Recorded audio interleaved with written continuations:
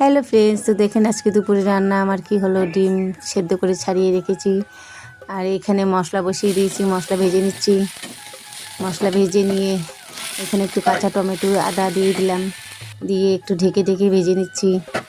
তো অনেক দিন থেকে নিরামিষ খাচ্ছি, আজকে আর ভালো লাগছে না। তো মশলাটা ভাজা হয়ে গেছে, এখন লঙ্কার গুঁড়া আর একটু ধনের গুঁড়া দিয়ে দিলাম। আগে জিরা টিরা দিয়ে ভেজে নিয়েছি। তো ভাবলাম আজকে একটু ডিম তরকারি খাবো, দিয়েছি খাবো, নিরামিষ খেতে খেতে ভালো লাগছে না। তো এখানে মশলা সাতলানো হয়ে গেছে, একটু কাঁচা লঙ্কা দিয়ে দিলাম, দিয়ে একটু কস্তুরি মেথি দিয়ে দিচ্ছি।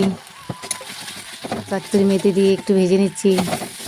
তো ভাজা হয়ে গেল, একটু জল দিয়ে দিলাম। আর ডিম এখানে ভেজে অর্ধেক করে ভেজে রেখেছি, এই যে দেখেন অর্ধেক করে ভেজে রেখেছি। অর্ধেক করে ভেজে রাখলে খেতে ভালো স্বাদ লাগে, ভালো টেস্ট আসে, তাই আমি অর্ধেক করে ভেজেছি। আবার একটু কস্তুরি মেথি দিয়ে দিলাম, আর এইখানে সজনা ফুলের বড়া করলাম। এই আজকে আমাদের দুপুরের খাওয়া। তো হ্যালো ফ্রেন্ডস, গুড আফটারনুন। কেমন হয়েছে আমাদের দুপুরের খাওয়া? এই দুটো সবজি আজকে